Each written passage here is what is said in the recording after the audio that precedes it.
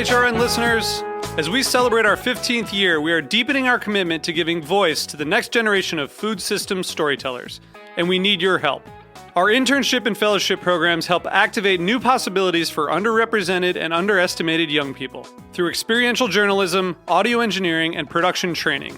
Through these unique programs, HRN helps food equity stewards build essential workforce readiness skills that expand their potential and foster economic mobility.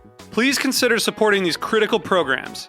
And with a minimum donation, you can be entered to win a dinner for two at an amazing restaurant in one of 8 cities and tickets to a concert at a great venue in one of those cities. We have incredible partners across the country who have donated, as they also share our passion for helping to educate the next generation of food systems storytellers. Check out heritageradionetwork.org/15 to donate and enter to win today. That's heritageradionetwork.org/15 to donate and enter to win today. And make sure you donate before March 31st. Thank you. Hearst Ranch is a proud sponsor of the Heritage Radio Network. Learn more about Hearst Ranch at HearstRanch.com. Meat and 3 is back. We're kicking off our 4th season and celebrating HRN's 10th anniversary with a very special episode about our home, Brooklyn. Roberta's was such an interesting place with such a strong gravitational pull. It attracted all these different groups. The neighborhood has changed a lot over the past decade, from its culinary renaissance to the complicated implications of gentrification. I would say the majority of the people who are members of our co-op definitely have a certain purchasing power, are mostly white, and we are trying to change that. We're taking you on a journey that spans the birthplace of food radio to buzzy neighborhood pollinators to the transformative health journey of our borough president. That was my moment of, wow, someone has thrown me a life raft and I'm going to take it. Subscribe to Meat and 3, that's MEAT+THREE, available wherever you listen to podcasts.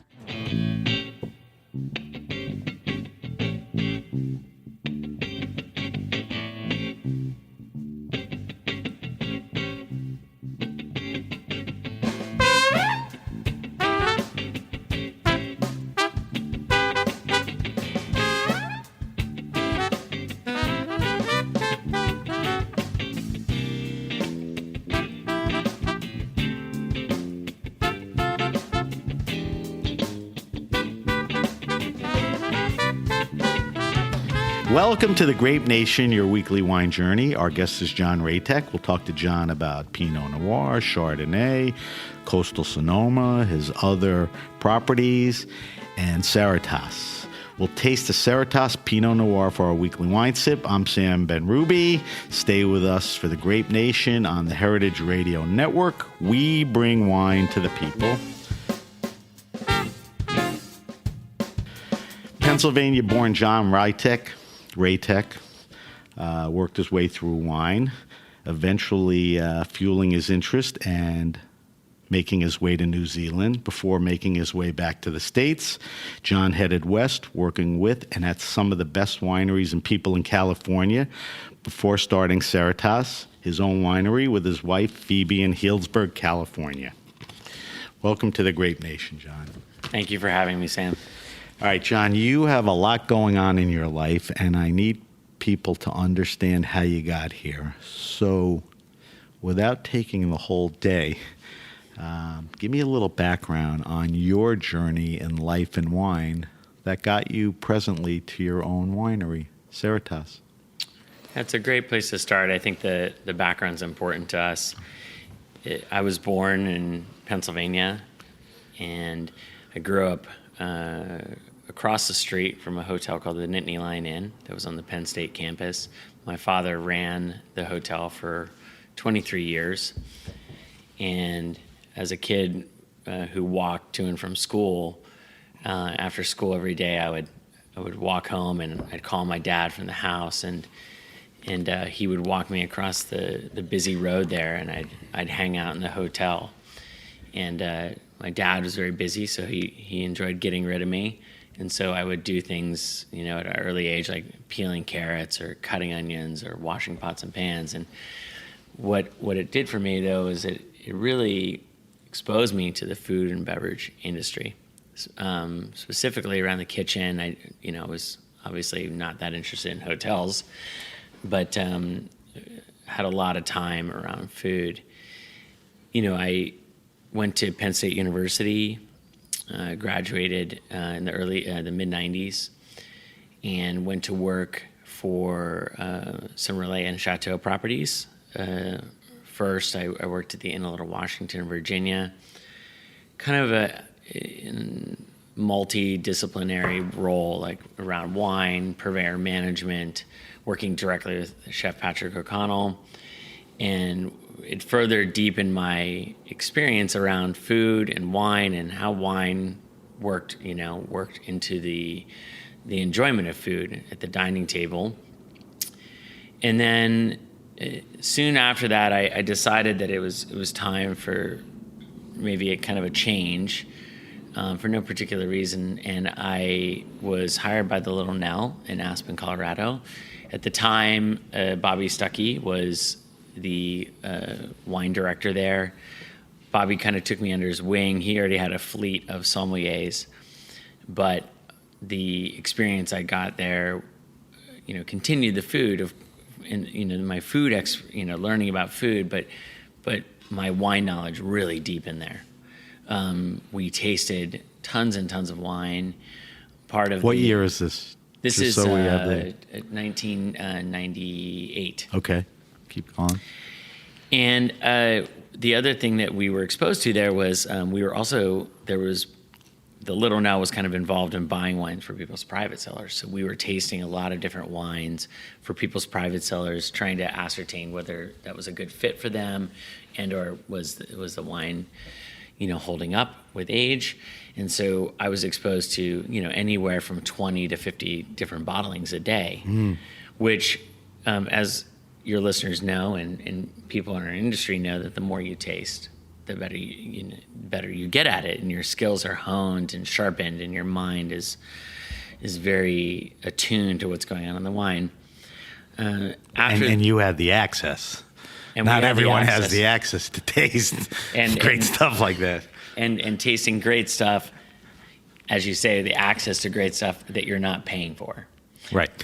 So that's very important. Yeah, it's a good thing. So I worked at the Nell until 2000, and I moved to Australia and worked at a couple of restaurants that are now out of business there, unfortunately. And at some point, my work visa expired, and I needed to leave the country. And I was told that the most expeditious way to kind of get it renewed was to go to New Zealand, post up at the consulate, and kind of work through the paperwork with my immigration attorney. So, I was told it was going to be 5 days. Well, it was 5 weeks. And this was a kind of a pivotal moment in my life. I was in Auckland. After 3 or 4 days, I didn't find Auckland particularly interesting to keep visiting or traveling around. And somebody told me about this beautiful island off the coast of New Zealand called Waiheke Island. And I took a ferry to Waiheke Island, and it was not made known to me at the time, but it was the Waiheke Island Food and Wine Festival, which I didn't have a reservation to stay, and I was on the last ferry of the day. And I was stuck, and I met a young man who drove me out to a place called Miro Vineyard on Onetangi Bay. And I rolled up to this property, and he had informed me there was a guest house there, and I stayed at this guest house for 5 weeks. And while I was there, the Vosper family put me up. They were incredibly generous to me. And is that the winery family? They are the owners of Miro. Right. Yeah. And they had a food chef background, and they just kind of took me in, so to speak. I didn't leave the property much. They showed me a couple other wineries, other areas of the island, and they were insistent on just hosting me without charging me. And I was a little uncomfortable with that because, I try to be that person who takes care of their business properly. And so I went outside one day, and Kat was pruning, and I said, "How can I help you?" Not knowing anything about pruning. And she said, "Well, you can burn the canes." And so I would huff these canes up to the top of the hill, and I'd burn them in these kind of small fires at the top of the vineyard. And slowly over the weeks, she would share one more nugget of information with me, and then one other piece, and I was hooked. I loved the vineyard.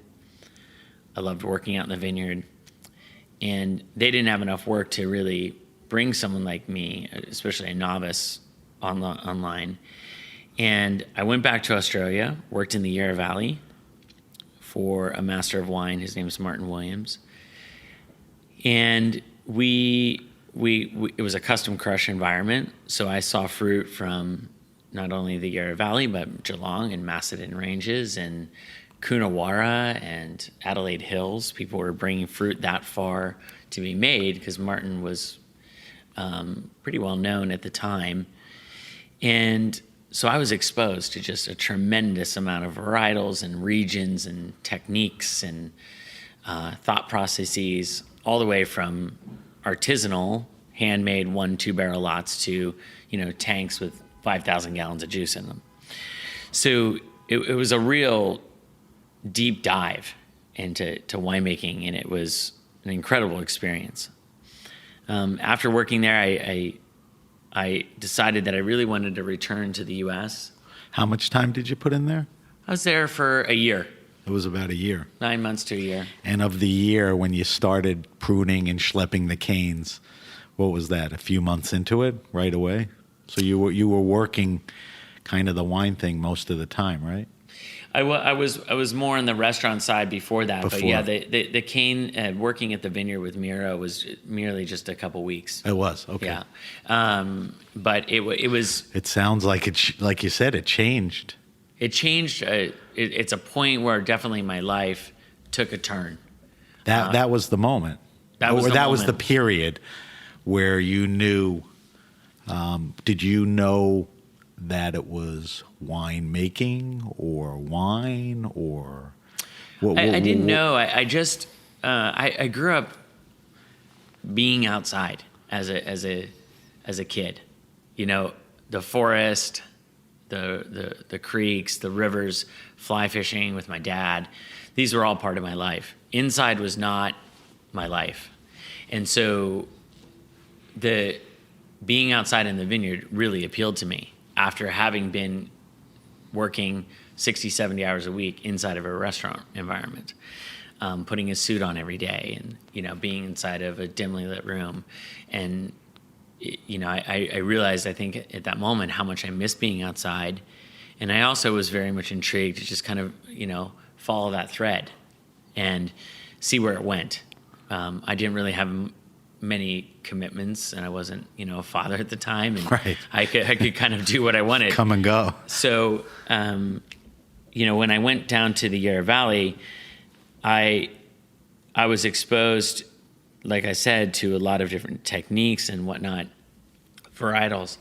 And I kind of learned over those 9 months that I was there, 9 months a year, that kind of what interested me and what didn't interest me. And what interested me, what caught my attention, was more of the smaller vineyard operations, and also the expression of site-specific wines. And to be able to make, taste, and see a wine evolve from, multiple different vineyards, let's say from either Chardonnay or Pinot Noir, was incredibly fascinating to me. And while I had been selling wine, while I had been around wine, pouring wine, tasting wine, there was no context to why. Right. Right. This gave you context. It was academic. So studying, the difference between Clos de Bez and Chambertin, or Moussigny and Les Emerauds. So, but to see and taste and touch and feel, that was something that was very new to me, and I was very much intrigued. I decided, because of the challenges of immigration in Australia, that I wanted to move back to California and start my next steps. So let me just ask you one thing before we get California on. Australian wine was doing very well then. I mean, they were making great wines. It was popular. They were getting recognition.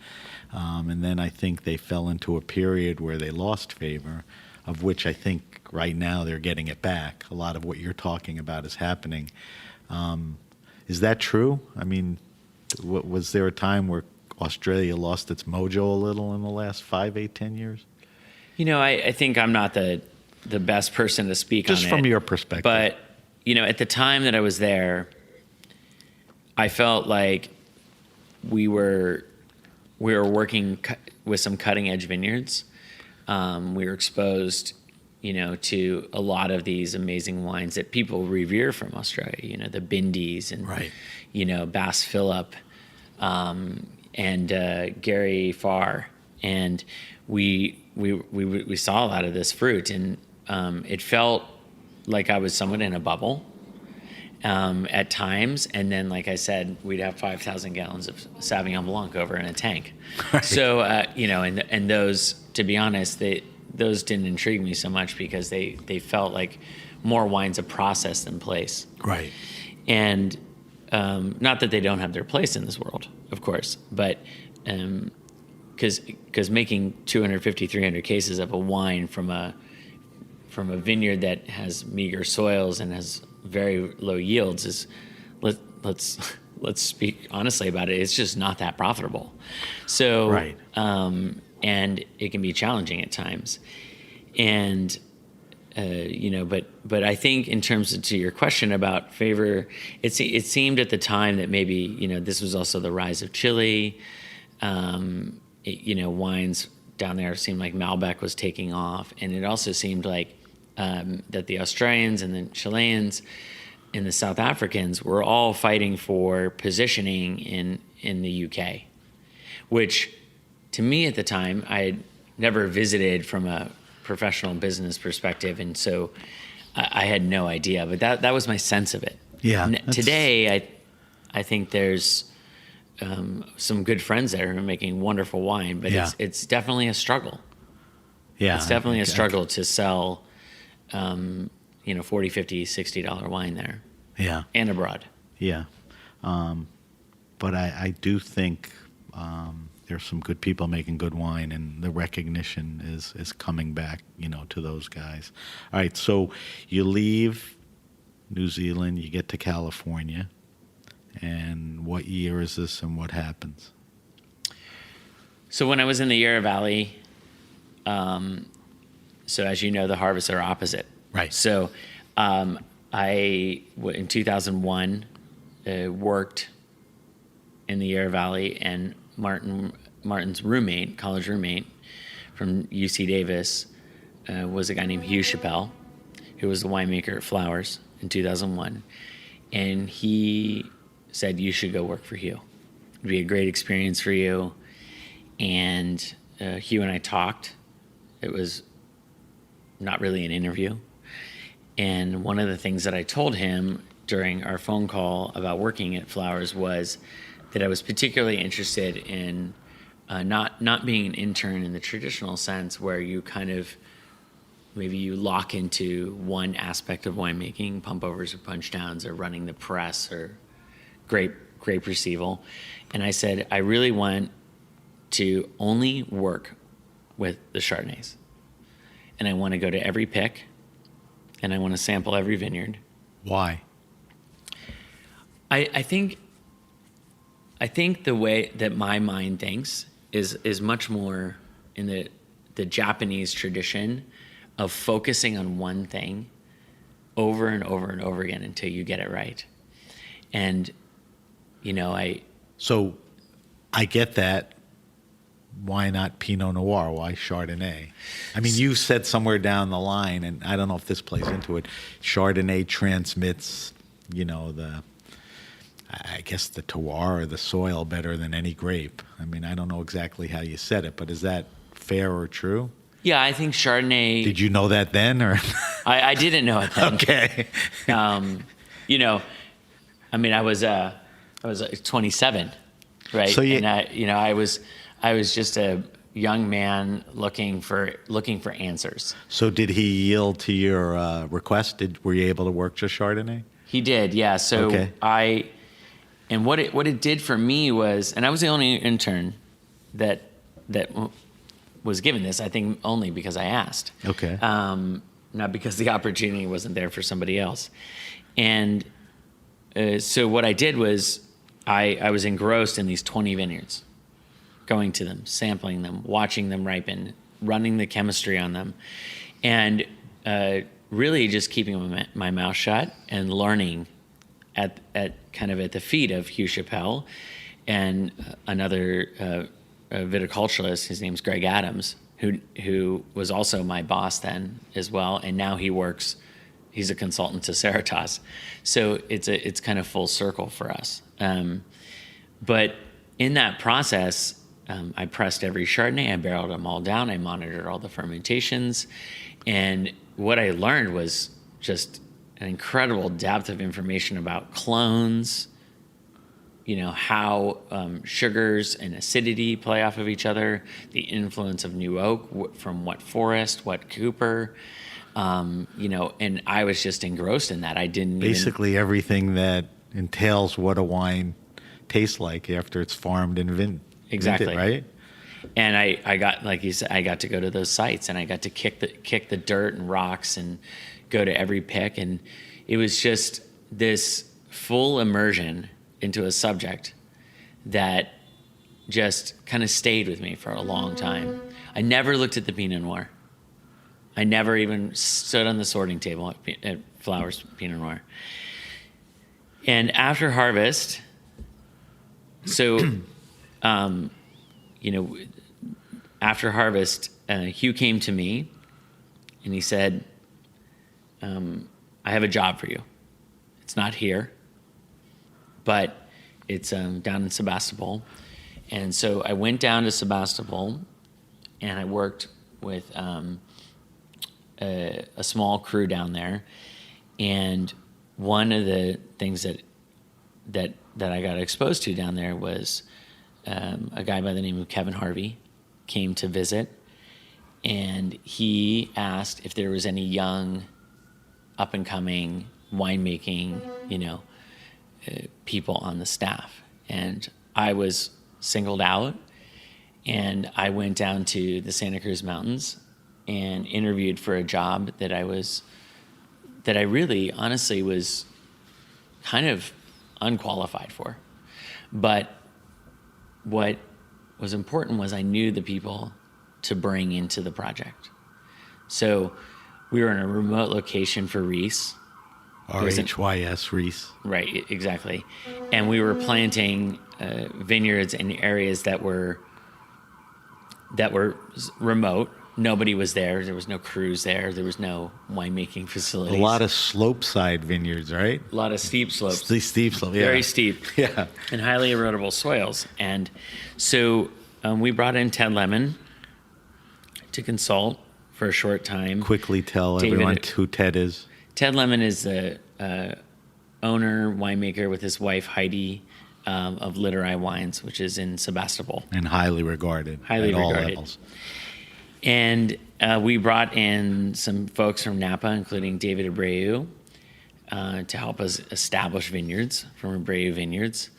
And they were kind of at the forefront of hillside development, dealing with erosion control, these types of issues. And we had a biodynamic consultant by the name of Andrew Lorand. Andrew passed away 2 years ago, but he really put a lot of, he taught me a lot about biodynamic, sustainable farming, and focusing on the dirt and the plant health and the farm health. And he was also the consultant for Literai at the time. So up to that point, you were aware and maybe practicing, but he really solidified biodynamics and organics with you, or next level, or? Yeah, we were the vineyard that we were establishing, vineyards that we were establishing. We were just kind of, I would say we were approaching them from the soil standpoint, which is boilerplate organic. Right. But Andrew really kind of tapped into a deeper level. And so I had this like consortium of consultants at my disposal. Good guys. Jesus. And it was basically like getting a couple PhDs at once. Again, kind of hearkening back to our conversation. For you. For me. Working side by side. Side by side. And working with an owner who was very, very committed to making the best wine from that area, and still is to this day. And it's admirable what's gone down there since I left. So I was there for a couple of years. I was very intense. I was a farmer. Go back. The couple of years you were there was at the very beginning of restarting, or they were up and running a little by then? So just at the beginning. You were there at the beginning. I made the first commercial Got it. vintage. But and I think what's interesting at the time, I think most people want to see their product out there to get the recognition, but I was fully committed to just doing the job.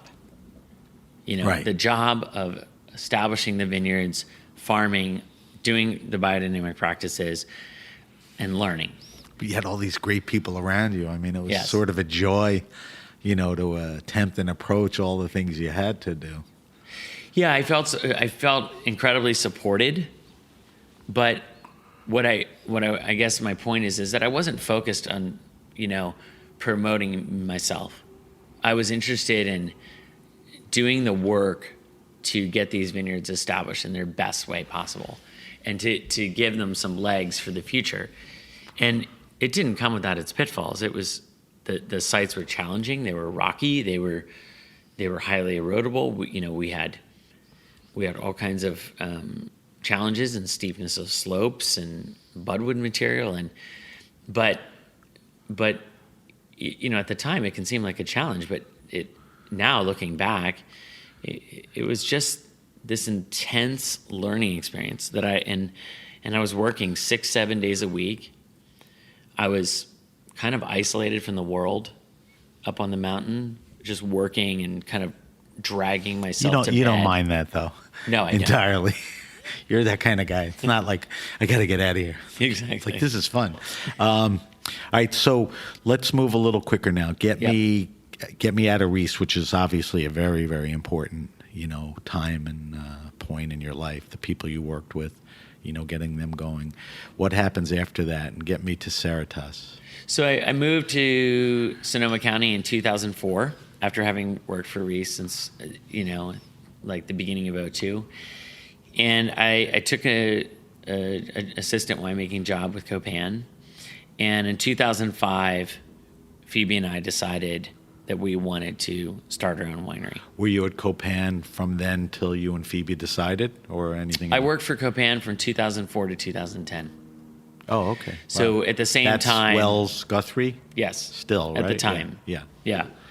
And so in 2005, Phoebe and I, we had this idea that we wanted to start a winery. Just for context, when did you and Phoebe get together, started seeing each other, eventually got married? How long did you know her when? We met in 2002. Okay. Yeah. So by 5, you'd been together a bunch of years. And we kind of saw each other on and off, but in 2003, we kind of got together.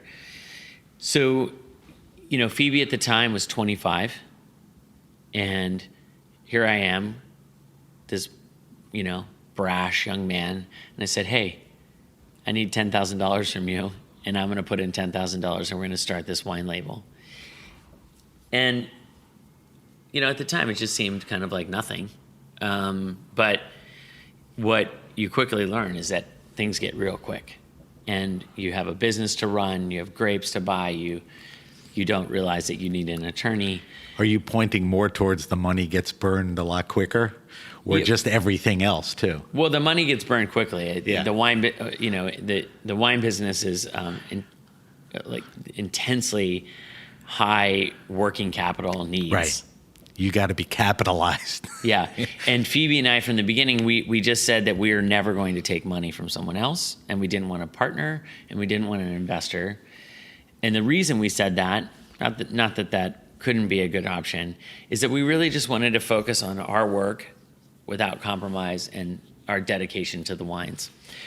And the other commitment we had was to only grow the company when we felt that we could sell the majority of it direct to consumer, because direct from the winery, because we felt that if we didn't do that, based upon our knowledge, based upon information that was shared with me from other winery owners, that we wouldn't last very long. And so as we... Just a quick why. If based on the model that you wanted to go mail order direct to consumer, if you didn't do it that way, it wouldn't last. Why? Because the area that we wanted to focus on was high-end grapes, which have a very, very high cost of entry. And if you sell that wine, let's say, all through the distribution channel... Okay, so it's fine. It's economics and all that. Economics, it's the best way for you to maintain what you want to do. Exactly, but we also didn't want to forget about my background, which was restaurants, my love of food, travel, and so our goal was always to sell, the majority of it direct and the rest to restaurants. And so every time we reached this threshold point, we would grow. Phoebe and I didn't pay ourselves for 10 years. Okay. We maintained full-time jobs. We rolled all the profits back into the company. The goal for us from the beginning till where we are now was that at year 10, we wanted our own facility. In year 20, we wanted to own 30% of our vineyards. And at year 30, we wanted to own 50 to 60% of our land. Where are we, closer to year 10 or past year 10? We're at year 14. 14. So you accomplish your year 10 goal. We built a winery at year 11. Right around there. Right around there. And we've now started to acquire some land, very long-term leases with, opportunities to buy them later on. And you still want to do that. We still 14 years into it, saying 20 years ago that in 20 years you want to own a chunk of the property. That's still a good plan for you? Yeah, I think all winemakers want control. Of course. Right? You want to control that raw product. It's no different than, a lot of the chefs these days have farms, right, outside of their restaurant. They want to be able to control the produce that's coming into their restaurant, and we want to do the same. So let's talk about that. So you grow wine in 3 different regions. Like you said, you contract to vineyards. I think it's very important who you deal with and where it is. So talk to me about that. Tell me about the areas that you're growing, what you're looking for, and who you're looking for in a partner, because that's the fruit.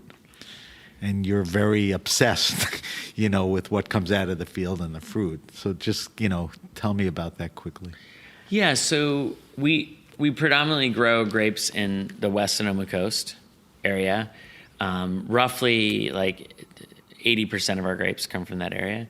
And then 20% moving forward is going to come from the Santa Cruz Mountains. And what we look for is... we seek out older vines that have heirloom clones. And we also want working relationships with those vineyard owners and or leases or whatever the deal is that we strike. We basically want to get out of the field exactly what we would get out of the field if we owned it. And we only partner with people who are committed to that same goal. Is it hard? I mean, obviously, when you make the list of what you need, you start checking the boxes. A lot of different sites drop off. I mean, are they there, or you really have to search to find those? They're there, but it's no different, Sam, than anything in life. It's about relationships, right? You know, many of our growers we don't have contracts with, but they think of us as family. Right. That's the best thing. You know, they send you a gift when your children are born, or when something happens in your family that's tragic. They call you and they're thoughtful, and so. But we always, life is always about getting the setup right. Right. You know, starting not with necessarily the dream, but starting with the fundamentals of what's going to create a long-lasting relationship where you can get what you want out of that vineyard and put into a bottle of wine. Because at the end of the day, we're making wine for you. We're making wine for the people listening to this podcast. And the sommeliers out in the community, they're the end critic, right? They're going to tell us if they like it or they don't. So it's, our goal is to do our best work in the field, and we communicate this to our growers. And the important thing that greases this whole thing is that you have the money to pay for it. And not only do you have the money to pay for, maybe if you're buying by the ton or by the acre, but that you see the relationship a little bit in like 3D, that you need to take into account their needs as well as our own. And it just doesn't help for wineries to just voice their own opinion and enforce that on a grower. I don't see growers as growers. I see them as partners. And so when we say, hey, we want all the wings removed in this block at Hellenthal Vineyard today, and they say, well, that's going to cost $1,000, we write the check. We don't negotiate about it.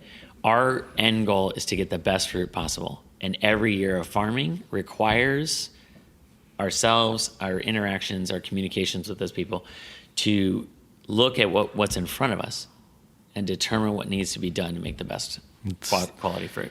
It's the best of all worlds for both sides. And, exactly. I think one of the things we didn't mention is you practice organics and biodynamics. And obviously, when you seek sites and partners, that's a critical thing, right? Yeah. So every site, is different, right? So currently the only site that's biodynamically farmed is Porter Bass, and then everything else is organic or sustainable. Just so everyone knows, Porter Bass, there's somewhat of a connection. Tell me quickly what it is. So my wife Phoebe, she is the daughter of Sue and Dirk Porter Bass. They established a vineyard they reestablished a vineyard that had been abandoned in 1980 after she moved from New Jersey as a 3-4 month old child. So we started in a good spot. Right. Great spot. Yeah. She's got good hybrid there. John, we have to take a quick break. I'm talking to John Raytek. John is the proprietor of Ceritas Vineyards in Healdsburg. We'll be right back.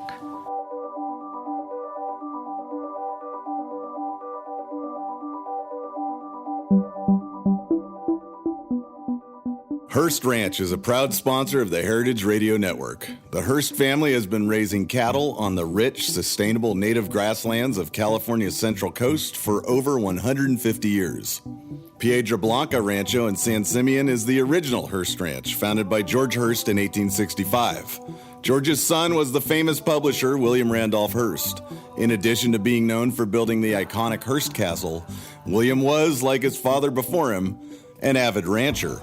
In his words, "I would rather spend a month at the ranch than any place in the world." Thanks to one of the largest land conservation easements in California history, a joint effort with the California Rangeland Trust, the American Land Conservancy, and the state of California, the working landscape at Hearst Ranch will be preserved forever. Learn more about Hearst Ranch at HearstRanch.com. Just live the way you wish. Did you find? All right, we're back. We're back with my guest, John Raytek. John is the winemaker and co-owner with his wife, Phoebe, of Ceritas Vineyards. All right, let's talk a little about the fact that, and I think you've described it, you're kind of an old soul in the sense that you're a traditional old world vigneron. You know, your practices kind of throw back to the way they do it in Europe and all of that. There's no new age crazy stuff here, maybe a little science. Is that accurate? Yeah, I think I spent a lot of time in Europe, specifically in Burgundy and Champagne and Chablis, and the thing that's most important to me is to respect the terroir and to respect the vintage. And what we have kind of tried to do over the years is to not allow production methods to get in the way of that, and use time honored. When you say production, in the field and in the cellar, or cellar? Mostly, I'm referring to the cellar at that point. Okay. And we want to allow the wines just to speak for themselves. You know, our work is, you know, a week for me is like 50% in the field, minimum. I see all these vineyards at least, you know, once And you're a the week. winemaker. And I'm the winemaker. Yeah. So But it's all about the fruit. it's all about the fruit.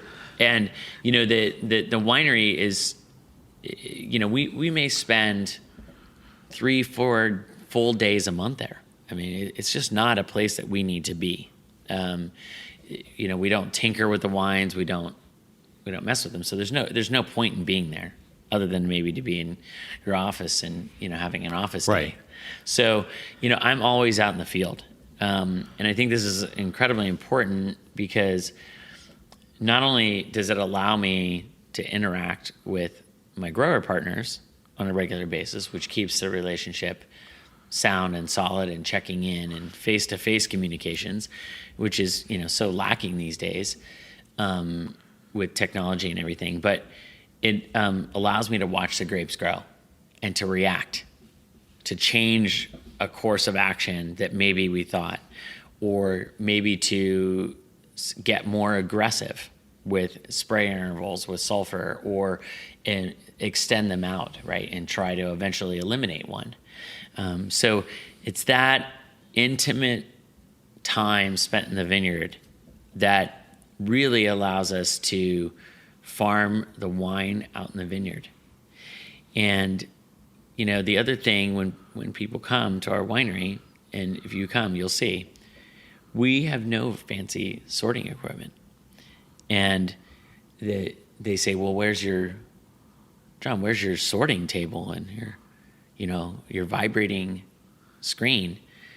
And we, since 2006, we started field sorting all of our grapes.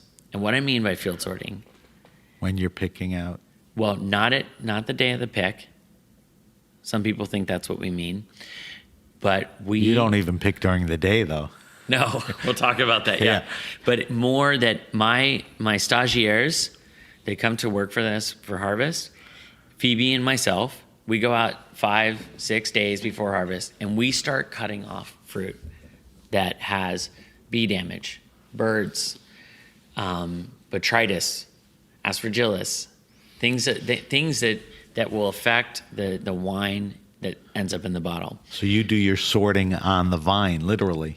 You'll get off the vine what you don't want in the picking bucket. And usually that takes, what that looks like is like 3 passes actually before harvest. So usually about a week out, we'll do a big pass to get rid of most Is things. this a practice you saw in your past experiences, or you figured out you wanted to or needed to do it? This is some things that I've seen in Burgundy. Okay. You know, that you know, people were like, what, the fruit's right in front of you. It's lit up by the sun, so you can see everything. There's nothing like looking at fruit under natural light. And so we go through this painstaking process, but what that means is the fruit comes to our winery and there's nothing to do. There's no sorting to do. There's no need to like hover over a table. And of course, that's one way to do it. Here's a dumb question. Why don't more people do that?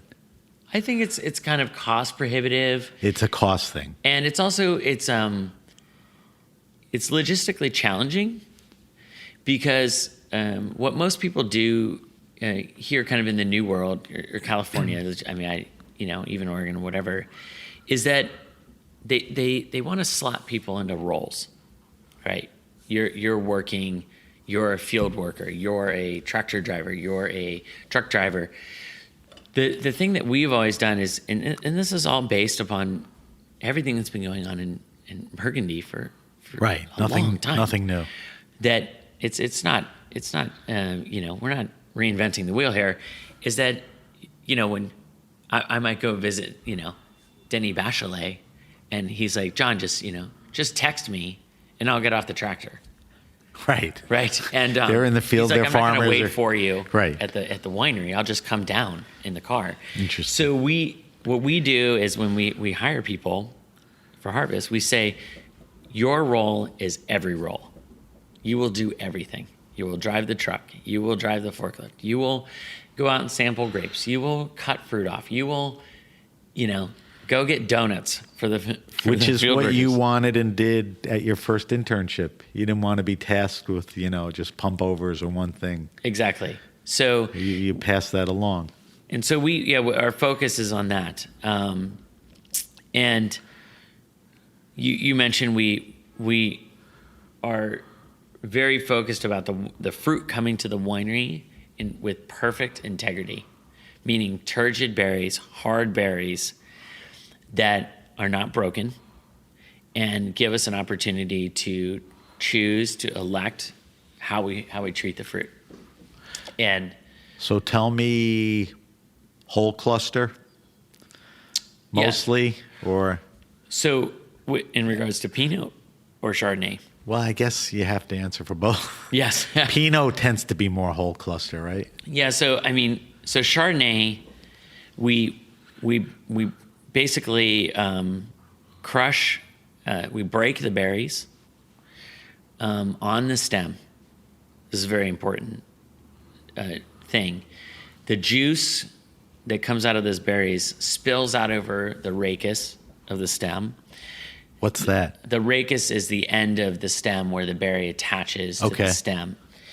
And this point, the juice running over that picks up tannins, antioxidants for the juice. And Versus destemming, just so people know, where it doesn't have the exposure to the stem and what that can offer to the complexity of the wine, right? Exactly. Okay. And so fruit is loaded very quickly. It's we pick everything at night.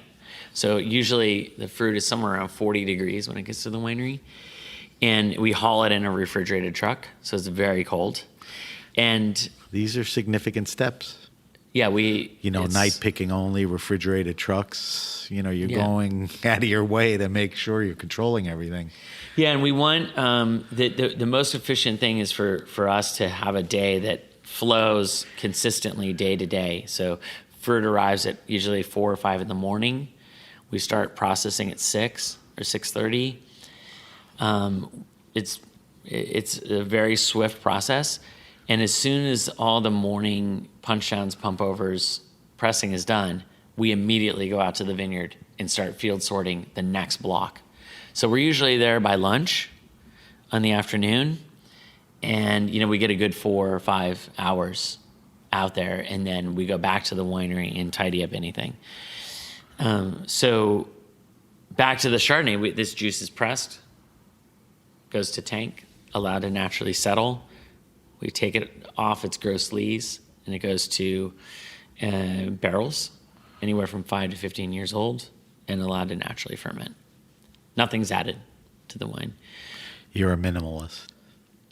Yeah, I think I'm a minimalist, but I also, again, back to I don't want anything to get in the way of what the vintage and the vineyard. Right. I mean, Yeah. minimalist is like natural wine term. I mean, it's Yeah. pretty vague, but you know, you don't like to intervene as far as all that. What's funny is I see you as a guy that doesn't like to intervene, but has an eye on a lot of things, like how old the barrels are and temperature and, you know, when you want to pick. I mean, that list to me seems pretty long for a Right. guy who, and those are not interventional things. Those are just, you know, the right thing. Is that true? I mean, you have an obsession with the details. I have an obsession with the details because I want the wines to be pure, transparent expressions. I don't want them to be marred by No fining, no filtering. none of that, but then also just as important is microbial issues. You know, So you're a microbial issues like Clean bug. yeah, like just don't want Brett in the wine. Don't want other things, you know, that, you know, get a little geeky, you know, things like have sexy names like Pediococcus. And we also, the barrels are another big thing in our winery. We're, you know, when we bring new barrels into the winery, not new barrels, but new to us, used barrels, but new to Ceritas, we soak them in a tartaric sulfur solution for 1 year Oh, really? before You don't using- know where the hell they've been, but you We know really where go. we know where Yeah, they've but been, you don't know yeah. if the guy was bathing in it before he sold it to you. Yeah, exactly. But you really put it through your own. And then we run a bunch of analysis on it, and this is all and about 20% of the barrels that we bring in, we discard. they just So don't- you can imagine if we had included all those 20% that we didn't find positive attributes in would affect the wine, the taste, the smell in a way that maybe we're not interested in. So I guess my point about your obsession to detail, we could probably spend a show just on the barrels, and that's not even, you know. So I'm gonna your check listeners off. would fall asleep. Yeah, I'm gonna check off the box that you're very much in tune with that. All right, let's talk a little specifically about Ceritas wines. Let's get into. You know, we know where you do it, what you're doing, how you're doing it in the field, and all that. But let's talk about the wines. Let's talk about how many different sites you farm, different varietals you're working with, which is not a lot. And you're starting to make a lot of bottlings. You know, so tell me, you know, what's going on there. You're working with how many sites now currently? We work with 12 sites currently, and we make about anywhere from 3,500 to 4,000 cases a year, All in. all in. Okay. It's roughly split down the middle. That does have some vintage variation between Chardonnay and Pinot Noir, and then we make one Cabernet. Did you make Cabernet at the beginning, or you added that on? We added Cabernet in 2012. So fairly recently compared. Yes. Why? You know, we never sought to make Cabernet. But the year before, we had made a Chardonnay from the vineyard Peter Martin Ray. And the following year, when I was walking with Peter, you know, he said, "Oh, we have this Cabernet vineyard down here," and I said, "Oh, you know, that's nice of you to offer," but I said, "We just don't make Cabernet." And he's like, "No, you should come check it out." And so, you know, I went down there with him. It's not, you know, it's a few minute drive from where the Chardonnay's grown. They own quite a bit of the hillside there. And so we went down, and I just saw these old vines, 100% Rixford clone, which is, for many, many years, to my knowledge, was the majority clone in the Montebello at Ridge. It's changed a little bit because Santa they've planted Cruz, some- right? Yep, Santa Cruz, notorious for making elegant, long-lasting Cabernets, a little bit different. Would you describe yours as that? You know, because there was a period of big, unctuous, fruity, high alcohol. There's a movement towards restraint. How do you describe Yeah, I think your- our wine strikes a balance. It's not lean and anemic, but it's definitely has some body to it. But it's not rich and unctuous. Right. And a lot of that has to do with the clone that's there. Right. It just doesn't lend itself to that. So the Cabernet presented itself. You know, you were Yes. with the Martin Ray guys. and he said, "Hey, I have this here," and Right. you looked into it, and it wasn't like, "Hey, Phoebe, let's make a cab in a few years." The property came, and it was hard to pass by, right? It was hard to pass by, and even if you make it, nobody knows that you made it until you bottle it. Right. If you don't tell anybody, so it's Well, let's do the shameless plugs for a second. And I'm going to ask you at the end of the show, if people want to know more about the wines, the best place would be for them to go to the website. That would be the best place to go. And also, give me the address. It's Ceritas Wines, plural, Ceritas Wines, plural.com. .com, and you can get more info on everything. Plus, you could sign up for the mailing list. Is there a waiting list for the mailing list?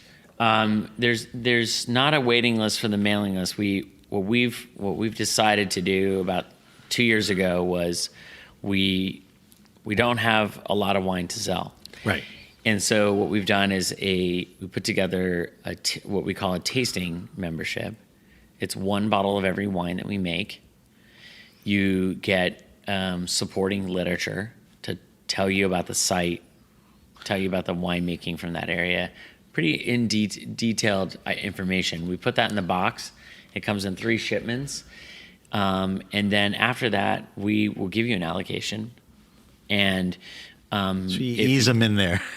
Well, what I like to say is 12, I don't want to press you because you're a small winery with a lot of interests. So, I mean, you have to manage it. I know you don't want to, not the word offend, but you want to be available and make everyone happy. We do our best. Right. It's not easy. But, I think that why we turn to this tasting membership, and I just want to point it out, is that, we make 12 wines. It's a lot of wines. For a small overall output. Yeah, we have 250, 325 cases of each wine. And what my hope is with the tasting membership, and it seems to be working this way, is that people will find the 2 or 3 or 4, maybe or 1 that they really enjoy, and I encourage them to buy more of one that they like so that they can have one in the near term. And they can open a bottle in 5 years, maybe 10 years. It's the way to do it. And of course, if they want one bottle of something else, then we can talk about it. But it really allows people to experience our wines over time, rather than the idea that someone's going to buy 6 bottles of 12 wines. That's a lot of wine.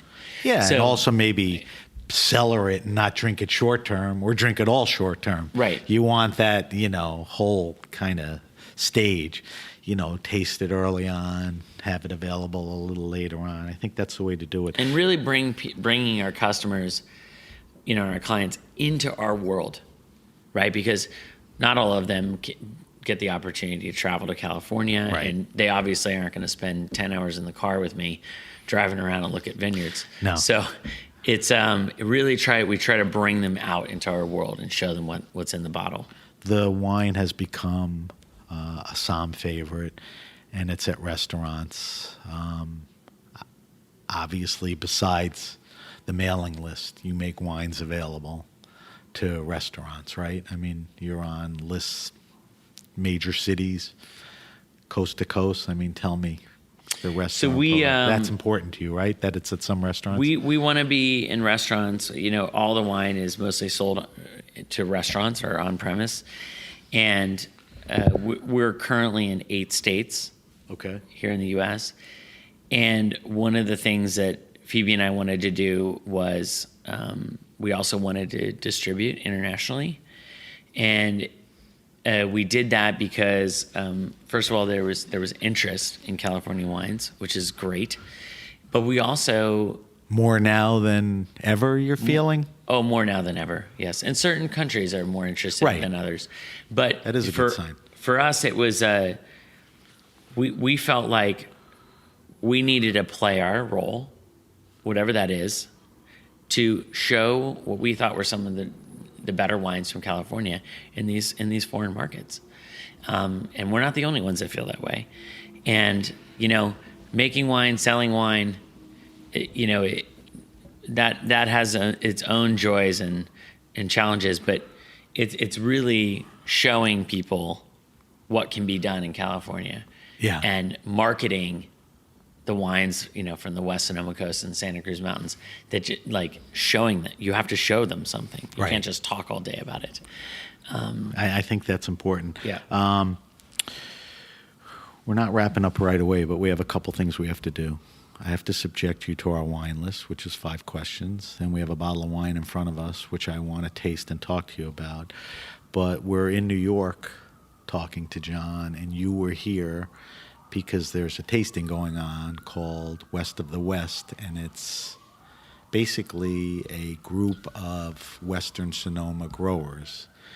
And the objective is what? To introduce and show these wines, to the New York consumer, press, trade, right? Yeah, so we're going to be going to that tasting here in about an hour, and we do a seminar. We try to educate people about the region, and then give them an opportunity to taste, 3, 4, 5 wines from each winery from that region. Right. Which again gives them a broad overview of not only the vineyards but also people's styles to winemaking, their approaches to winemaking. And I think one of the coolest things about it is it's really principle driven. So you're going to see owners, winemakers standing behind their table, right, and not a salesperson. Like you and Ted Lemon and all the other guys. Andy Pay and Ken Freeman. It's all about the guys Smith on the Jamal. ground. Yeah, are on the ground for the tasting, which is it's not unique, but it's not common. Exactly. And so we do this every other year in New York. And by the time this airs, it'll have passed. But the organization has, I think, a website. It's the West Sonoma Coast Vintners Association. Right, and that site will tell you who are the members, tell you about it, what the drive and the mission is, and of course the tasting next year. All right, John, we're going to move on. I'm going to subject you to our wine list. I got 5 questions. Don't dwell on them. All right, they're easy. First question is, what are you drinking now? What are you tasting? What's in your fridge? What's current? What are you trying? Anything intriguing you? I think we've been drinking a lot of champagne. Okay, that's always a great answer. We're particularly... You got a favorite too? Well, Agripart Mineral. Okay. I really love the wines from Jerome Prevost. And, Marie Cortan. All great stuff. Yeah. The Cortan stuff's a great value. Yeah. What about non-bubbly? So non-bubbly, we've been enjoying the wines from Pat Loup and Chablis. We have a pretty good collection of wines from Dauvissat and Ravenel, which we pull out from time to time. But as a father of twins now, I tend to drink less. So starting to age more. I'm getting older. Not you, the wines, because you can't get to them. Well, both, I guess. All right, do you have a favorite wine and food pairing? This is kind of the goofiest question on the list, but is there something that you see that you like that's just a great pairing? Doesn't mean you eat it every week, every month, but we have a rule on the show. You can't say champagne and oysters. Okay. Well, I wasn't going to say that. Good. But Phoebe and I eat roast chicken 4 nights a week. Twice a week. Yeah. And I love drinking a great bottle of Pinot Noir, either from Burgundy, or California, with roast chicken. Especially lighter Pinot Noirs. I'm with you on that, because I eat a lot of chicken, and when I looked in my cellar, I realized I have a lot of Pinot Noir. So you're ready for the chicken. I'm very ready. Do you have a favorite wine restaurant and or bar place that has a good selection, good people, good knowledge? They know what they're doing. It could be by you. It could be New York. It could be in your travels. Just some. And I don't want you to be exclusive, like you left someone out or whatever. But who does it right? I really have been enjoying the list over at Racine. Pascaline. Yeah, Pascaline's is a show Arnaud, favorite. Yeah, Arnaud. They're doing a great job. I ate at Momofuku Co last night. Their list was great quite list. beautiful.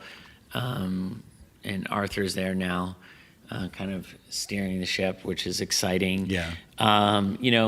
Back where we are, I think Paul Einbund's The Morris has Morris. MR, yep. Okay. And he has a wonderful depth of like vintages. It's not a big list. Right. It's not a Smart small list. list. It's just a very smartly put together list. All right, those are good ones. Do you have a favorite all-time wine? I realize after asking this question so many times, maybe it's more than one. It turns out it's not always the most expensive or rare wine. It ties to an experience. Is there a wine that's a favorite or important to you? You know, not life-changing, but means something. Well, I think it's interesting I think probably the most life-changing wine I ever had was 78 Ceritas d'Urville. Okay. It's not a a lot varietal of I work people with. get to, try that. I have one bottle left in the cellar. Okay. And unfortunately, I stare at it a lot. But I really, a wine that like always consistently delivers for me is Rouleau. Specifically like Viroy and the May Chabot.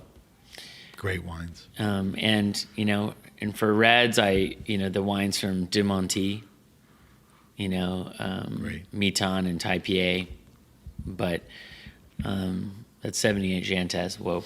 Yeah, that's special. So if you're willing to sell your car, you can go get one. Right, that's what it boils down to. A used Volkswagen or that bottle of wine. Last question, and do your best to answer this. Recommend to me the best wine around $15-20 retail. And I always give my guests the same setup. My kids are in their 20s.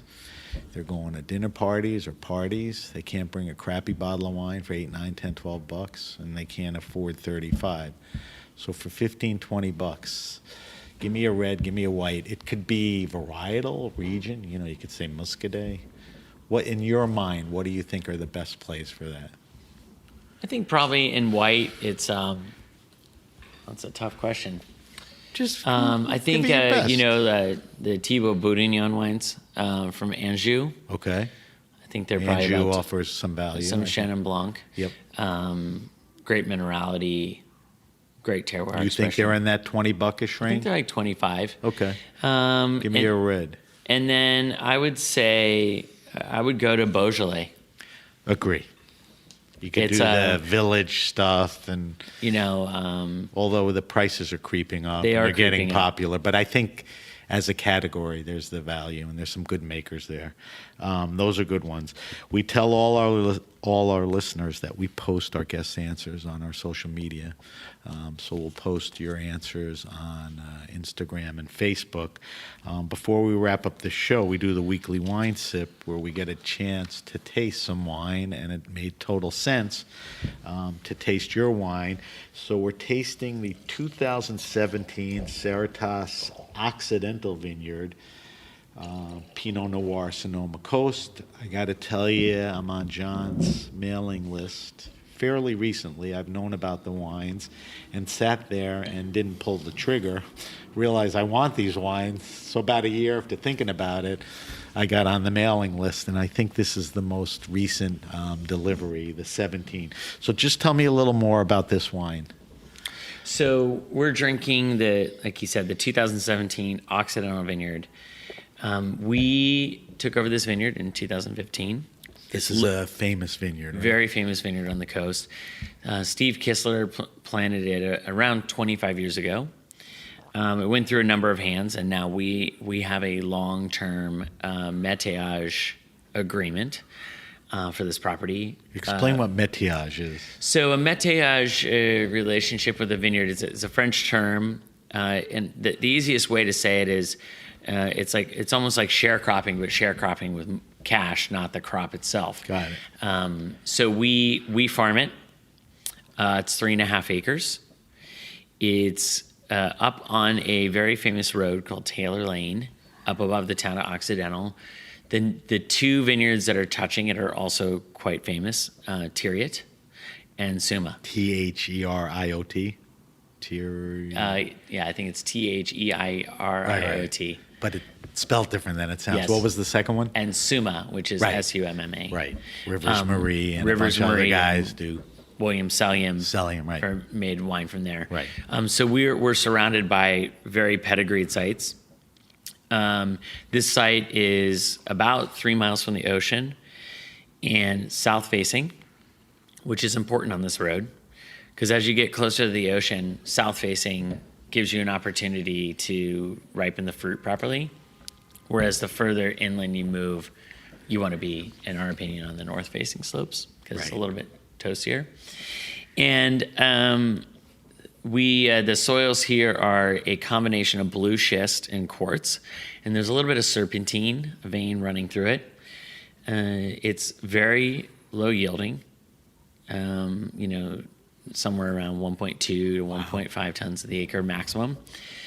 And we do everything we possibly can every year to maximize the yields. It's a challenging location because it's right in the face of the coastal influences. There's nothing protecting it. That's why you're there. And You that's why like we're that there. exposure and that Yes. challenge. All right, let's evaluate it though. Let's give it a little sniff and throw it over the tongue, and let's talk about it. So the color, it's not dark, but there's some depth to the color here. Exactly. Right? It's not a light colored Pinot Noir. It's a nice rich color, but it's not this dark brooding. So we'll start with that. How would you describe the color? The colors, there's a lot of depth of color here. Yep. The clone there, Calera, about 50% of the berries don't have seeds. So you get this intense dark color. But you also at the same time have great natural acidity and great whole cluster potential. Right, so let's go nose first. Yep. You're the expert. What do we get on the nose? So Occidental always has I have my notes. Yeah. I've had it before. Go ahead. it's very spicy, like pencil shavings, kind of a floral element that reminds me of like roses. I get rose petals, a little violet. Yes, I wrote a down. little bit of violet. What about fruit? Berries, red, dark? Dark fruit. Darker than redder, right? Yeah, like dark red raspberries. We're not getting the cranberry blood orange. No, you're spectrum not here. getting that crispy, crunchy red fruit for sure. So, blackberry. All right, let's go mouthfeel. Definitely a medium full feel. It's got nice body to it, not glycerin-y, but Right. It's the biggest wine that we make. it is pretty big. For us, yeah. And In a it's- good way. I'm not, yeah. Of course. So, Well, the nice thing, like you said, when people go on the mailing list, they look at one bottle or something. If this is the style they like, this is the designate that offers that. Exactly. A little bigger and all of that. All right, let's go palate. Do the nose descriptors translate to the palate? What do we get I on think the they palate? do. We have this dark berries. You get this. There's this lead pencil flavor that comes through. It's like the minerality. It's salty. I was just going to briny. say, I get salinity. I don't know, is that the influence of being right on the coast? We're think 3 it's miles off? I think it's the soils and the cold environment Gives it's you growing. It's a very, very rocky site. And you get the berries there too. For sure, I get a little of the fruit. Yeah, and this wine was vinified with 50% whole cluster, but you get the spice elements, but you don't get those aggressive tannins. Right, definitely not. What would you pair? This is good with chicken, but what else is? What's a good pairing for this? Once in a while, I allow myself to indulge in some like great Japanese fatty beef. Not all the time, but Like a kashi or wagyu or something. Yeah, exactly. It'll An go well A5. with this particular wine too. or maybe the A5 goes well with it. But Yeah. But I think it also it could work well with dishes that are like heavy mushroom influence, right? Earthy. stewy things. I think it's a little too much for delicate fish, but Yeah, I think you could go with something else. Probably one of your shards or even other wines, or like grilled mackerel, which has some oil and body. I don't always get a chance to ask people this, but did this wine come out the way you wanted? Do you like it? Is this the expression that you were looking for? Yes. This, because vintage is important to you. There's not a formula. We make Right. wine every year this way. The vintage affects that. For the 17 for this vineyard, is this the wine you were looking for? Yeah, we 17 was a kind of a challenging vintage at the end. Weather? We had some warmth at the end of the year. Heat spikes or?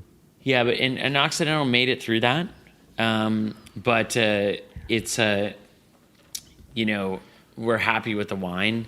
I think it's exactly what I expected to come from the vineyard. We did tone back the whole cluster on all of our Pinot Noirs in 17 because we felt as we were sampling the vineyards that the flavors that were coming from the stems were not quite in pace with the flavors of the fruit. So it was flavors. It wasn't just that the wine would become bigger. The flavor profile wasn't going where you wanted with all the... Yeah, when we were tasting the stems, we just felt like they were a little bit more aggressive than in years past. And so we dialed it back a little bit. Typically, this wine's getting somewhere around 70%. So one last thing on this wine. You said it's one of the bigger wines. Is that this vintage or the Occidental, as one of your showings, is always going to be a darker, bigger wine? I think it's going to be darker almost every year because of these microscopic berries. Got it. With, high color intensity. Which shows the diversity of, your bottlings and the difference in the vineyards. John, we got to wrap up. Spent over an hour here in New York. A nice Wednesday morning in New York. If you have a question, suggestion, wine happening, or event, hit me up at The Grape Nation. That's sam@thegrapenation.com, sam@thegrapenation.com. Follow us on Facebook at The Grape Nation. Follow us on Instagram at @SBenRuby and the hashtag The Grape Nation. On Twitter, we're at Ben Ruby and the hashtag The Grape Nation. You could subscribe to our podcast on iTunes, Stitcher, and Spotify. As I said earlier, we'll post John's wine list answers. There's some good recos in there. I will post the weekly wine sip. I'll tell you exactly what we drank. And John, I asked you earlier, but let's tell people again, if we want to find Ceritas, more information, or social media, where can we go? I just go to the website. I'm okay. My social media presence We is talked lacking. about that earlier. He's a bit of a Luddite, but that's okay. I may be able to change him a little.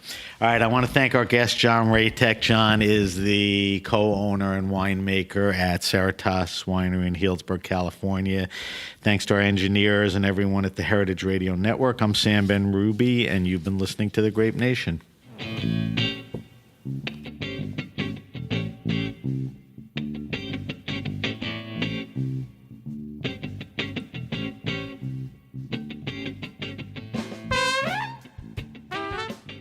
Thanks for listening to Heritage Radio Network, food radio supported by you. For our freshest content and to hear about exclusive events, subscribe to our newsletter. Enter your email at the bottom of our website, heritageradionetwork.org. Connect with us on Facebook, Instagram, and Twitter at heritage_radio. Heritage Radio Network is a nonprofit organization driving conversations to make the world a better, fairer, more delicious place. And we couldn't do it without support from listeners like you. Want to be a part of the food world's most innovative community? Rate the shows you like, tell your friends, and please join our community by becoming a member. Just click on the beating heart at the top right of our homepage. Thanks for listening.